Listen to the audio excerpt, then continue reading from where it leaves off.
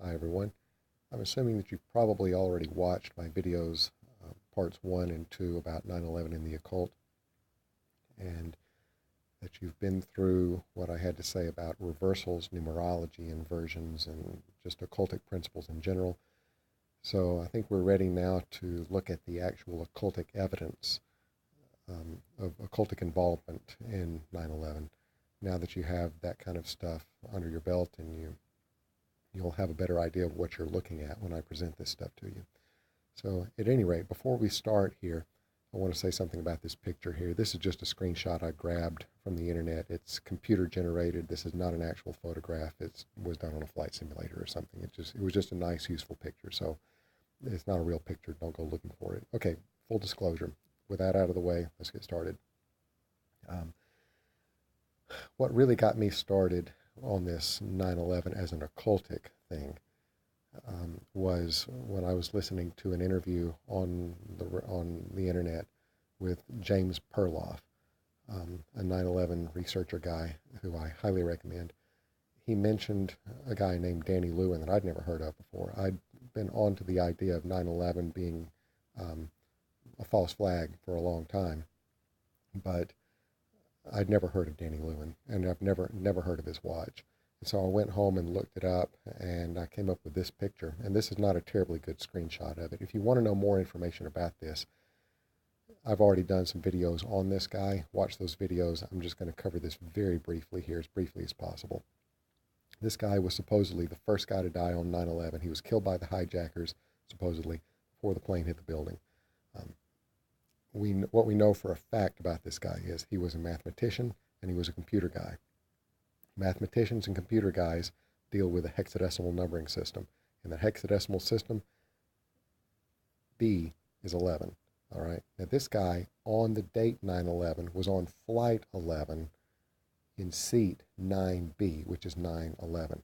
This picture was taken a year before that shows all of the hands on his watch plus the date, the hour, second, and minute, and the date are all on the 11. So this is an awful lot of 11's. This picture came out first time on the internet on September 11th, 2011, on the 10-year anniversary. It's copyrighted by Jason Groh, taken at Akamai Technologies according to the EXIF data. The date that the picture was taken was August 11th, 2000, which according to the calendar is a Friday. According to Danny Lewin's watch, it's a Saturday.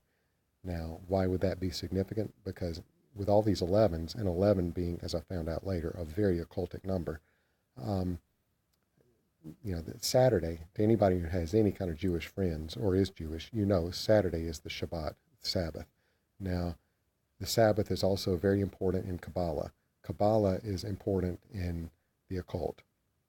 So that's a little bit of a clue right there. But what really did it for me, that made me think this just goes way too far. This is definitely, absolutely not a coincidence. It wasn't even the 11's, it was this. This guy's watch is a hijacker watch. It's the Swatch hijacker watch. And, you can see it closely enough that there is no doubt that's exactly what it is. So this is really screwed up. And after I made the video exposing this, because nobody else had, within just a few months, that picture has since been removed from the internet. And that article where I got this picture has no picture now. The article is still up, but the picture has been scrubbed. So I think that there is something to this. At any rate, let's move on to look at, just in general, who else was on the plane. There were 92 fatalities on the flight.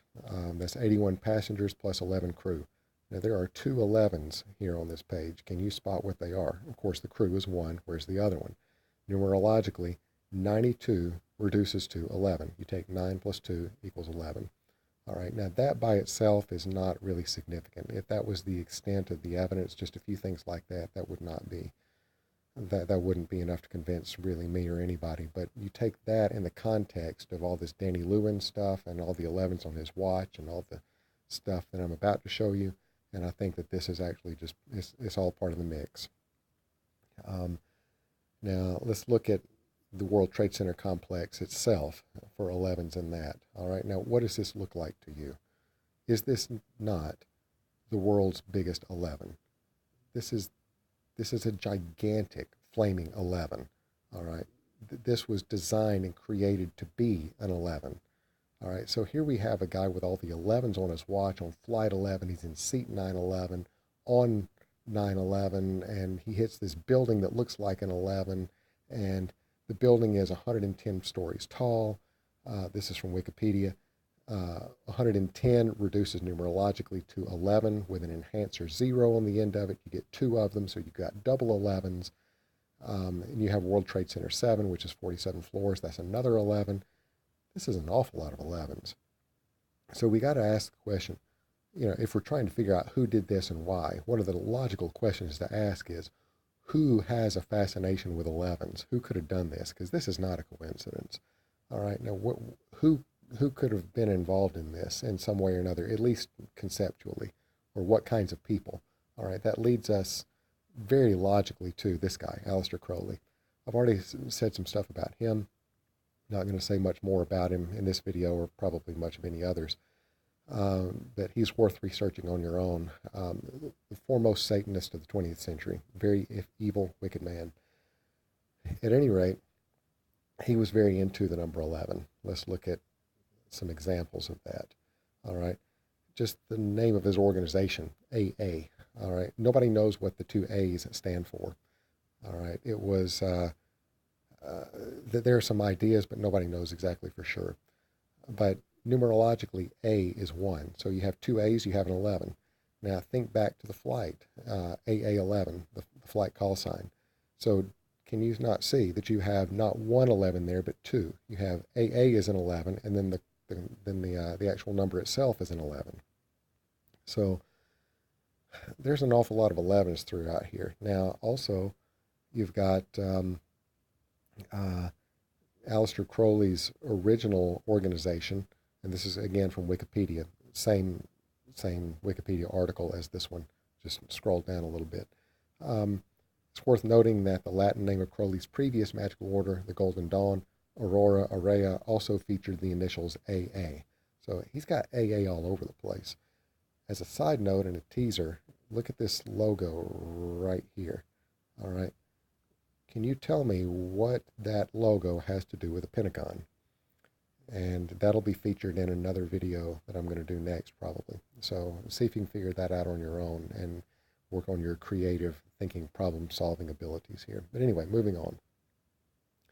All right, some stuff about Aleister Crowley. This comes from a book that's cited here on the left, so I'm not going to go into actually mentioning what that book is. You can read it for yourself. This is quoting some stuff from Aleister Crowley. We'll start right about here. The number 11 is the number of magic in itself. Notice here, got the word magic. Notice how he's got it spelled. He always did that. He stuck a K on the end of it for various reasons. One of the reasons that he put a K on the end is because K is the 11th letter of the alphabet. There's another 11 right there.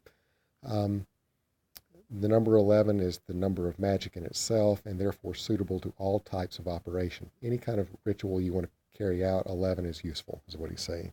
It's a sacred number par excellence of the new eon, the Aeon of Horus, or the New Age. This comes from the Book of the Law by Aleister Crowley, or it says rather he wrote the Book of the Law.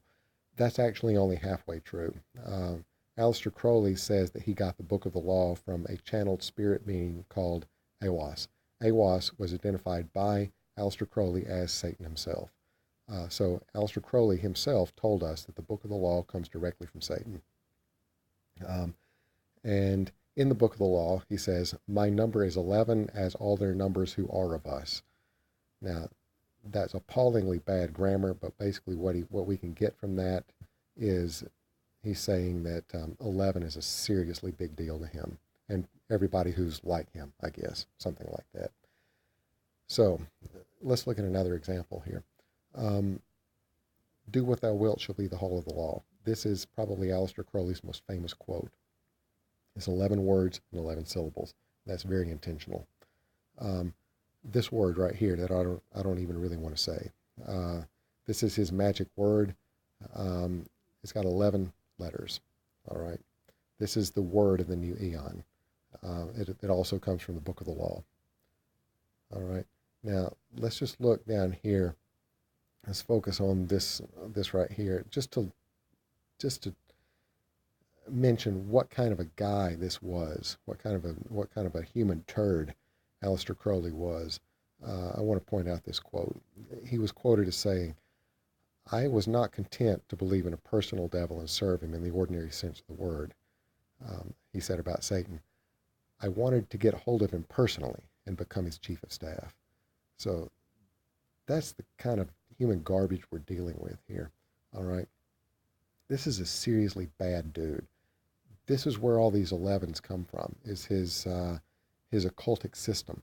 Whoever did 9/11 was seriously into his occultic system. We know that not just because of the number 11, which is a common number in all types of occultic thinking and everything, but there are some other numbers that tie in specifically to Aleister Crowley and with some of the other flight numbers and so on. So I think it's very justified in saying that even though he was, I think, fairly obviously not involved in the planning of 9/11, it's almost as like a, metaphorically speaking, as if his ghost was. I'm saying that metaphorically, not like with an actual spiritual sort of thing going on. The people who pulled off 9/11 were deeply into his form of magic. Now, let's look at another thing here. I think that I only discovered this today. This paragraph right here that I circled, I think this really is very important in terms of understanding what was going on. The repeated use of the number 11 then not only characterized the nature of the act, but also signaled the commencement of magical operation. So I'm not sure exactly what this is referring to, but basically, I think this is just generally true about the occult and the number 11, that when you're doing a magical operation, you use the number 11 not only in dealing with the nature of the act itself, but also signaling the commencement or the beginning of the magical operation. That's why you see Danny Lewin pointed out specifically as the first guy to die on 9/11. He was the first victim. And on his watch, you have all these 11's, and he was in seat 9/11 on flight 11. That's why the first plane to hit had to be flight 11, not 93 or 175. It had to be 11. So,